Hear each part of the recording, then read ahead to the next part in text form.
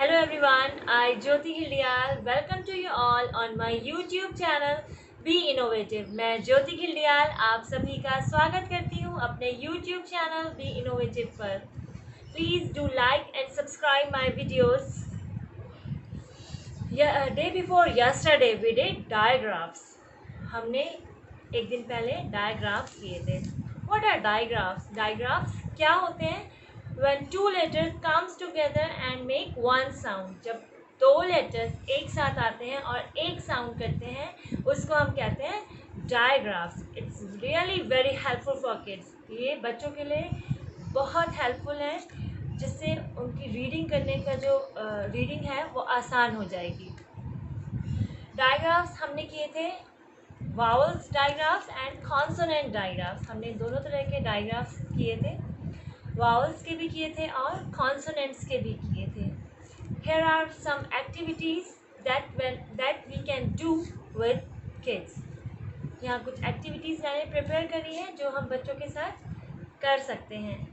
लेकिन उससे पहले ये बहुत ज़रूरी है कि जब भी बच्चा लिखे वो बोले। They should speak and right, क्योंकि प्रोनाउंसिएशन बहुत ज़रूरी है। जब बोलेगा तभी उसका प्रोनाउंसिएशन अच्छा होगा, तभी वो समझेगा साउंड क्या है। ये आपको देखना है कि आपका बच्चा लिखते समय बोलता है या नहीं। अगर नहीं बोलेगा तो वो साउंड्स को नहीं पहचानेगा। So let's do some activities।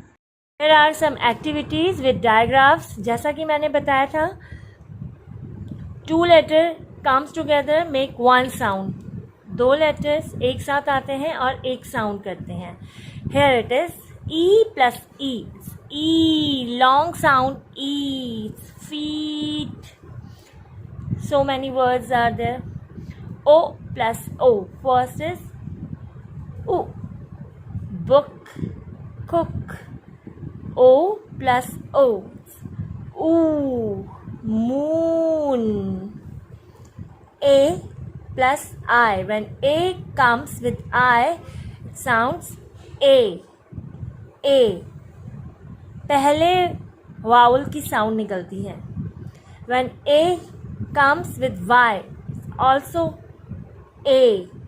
A जैसा मैंने आपको बताया था, Y क्या है, कॉन्सोनेंट भी है और वाउल भी है, ये सबकी साउंड ले लेता है। A I भी सेम साउंड है, A Y भी same sound A plus W O पॉ claw। E plus A, sometimes it sounds A जैसे head, and sometimes it sound E पहले वाउल की साउंड जैसे read।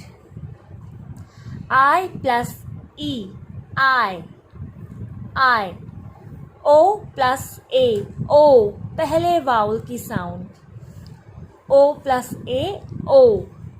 When O comes with I it sounds oi। O comes with I it sounds oi। When O comes with Y it sounds oi। O comes with U sounds ow, out। S comes with T it sounds st।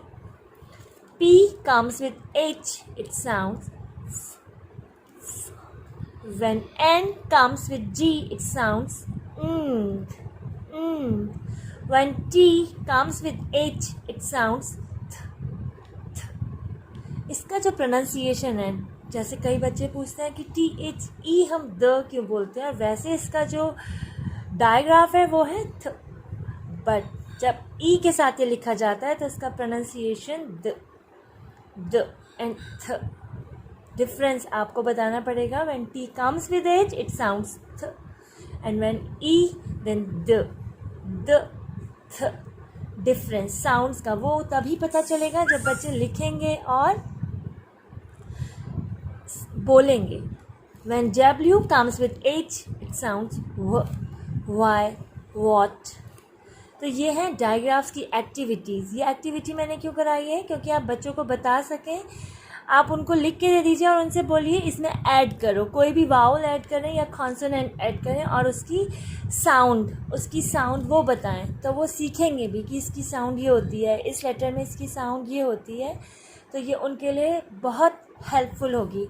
अब हम देखेंगे अपनी next activity में आप क्या कर सकते हैं, बच्चों को आप लिख के दे सकते हैं। जैसे मैंने यहाँ लिखा है डबल ई और उसकी कोई भी स्पेलिंग्स आप लिख के दे सकते हैं, feet, meet and ask them, और उनसे बोलिए कि उनको डायग्राफ को अंडरलाइन करना है, अंडरलाइन द डायग्राफ्स। जैसे यहाँ पे डायग्राफ क्या है, E, so underline E, then O, then book and cook, underline the digraph.